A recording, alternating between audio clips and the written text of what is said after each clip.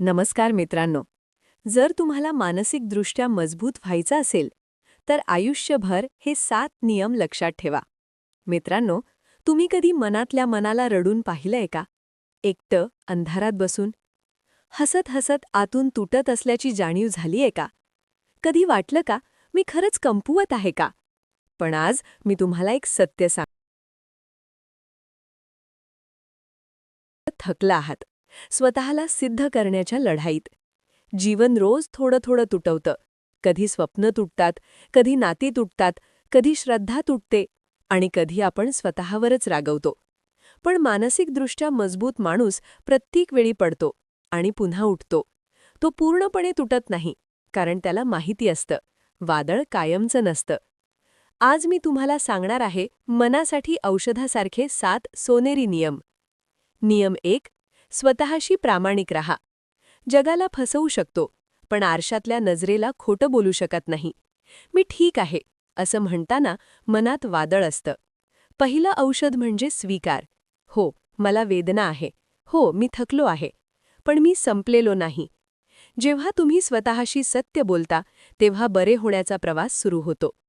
नियम 2. भूतकाळात अडकू नका. भूतकाळ हा गुरु आहे, पण तुरुंग नाही. हे का झालं हा प्रश्न दररोज स्वतःला विचारणं म्हणजे स्वतःला शिक्षा देणं. आजचा दिवस पुन्हा कधी येणार नाही, त्याला पूर्णपणे जगा. नियम 3. भावना अनुभवा, पण त्यात बुडू नका. भावना पावसासारख्या असतात, येतात आणि जातात. पण जर तुम्ही त्यातच उभे राहिलात तर तुम्हीच भिजाल. राग, दुःख, अपमान हे सगळं नैसर्गिक आहे, पण निर्णय घेताना शांत रहा. आकाश ढग होत नाही, तसंच तुम्हीही भावनांत हरवू नका. नियम 4. लोक काय म्हणतात ते सोडा. तुम्ही शांत राहिलात तर म्हणतील कमकुवत आहात, बोललात तर म्हणतील गर्विष्ठ आहात, यशस्वी झालात तर म्हणतील नशीब आहे. लोकांचं काम बोलणं आहे, तुमचं काम चालत राहणं आहे. सगळ्यांना खुश करण्यासाठी नाही, तर स्वतःला समाधानी करण्यासाठी जगा. नियम 5. कृतज्ञ रहा. आपण रोज तक्रार करतो, हे नाही, ते नाही. पण थांबा आणि विचार करा. आपण श्वास घेतो, डोळे उघडतो, आपल्याकडे कुटुंब आहे, ही मोठी देणगी आहे. कृतज्ञता म्हणजे शक्ती, ती मनाला समृद्ध करते. नियम 6. एकटेपणाला घाबरू नका.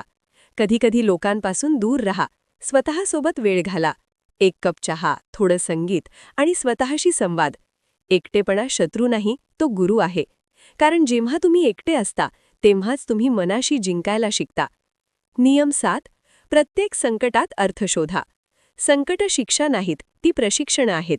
नातं तुटलं, कदाचित स्वतःला ओळखण्यासाठी. नोकरी गेली, कदाचित खऱ्या स्वप्नासाठी. प्रत्येक वेदना काहीतरी शिकवते. विचारा, हे का घडलं पेक्षा मी यातून काय शिकतोय? मित्रांनो, मन तुटतं पण पुन्हा जोडता येतं. मन थकतं पण पुन्हा उभं राहू शकतं.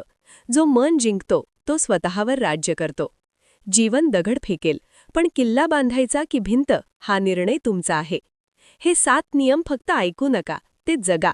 दररोज थोडंसं का होईना मन मजबूत करण्याचा निर्णय घ्या, कारण मन मजबूत झालं की संपूर्ण आयुष्य बदलतं.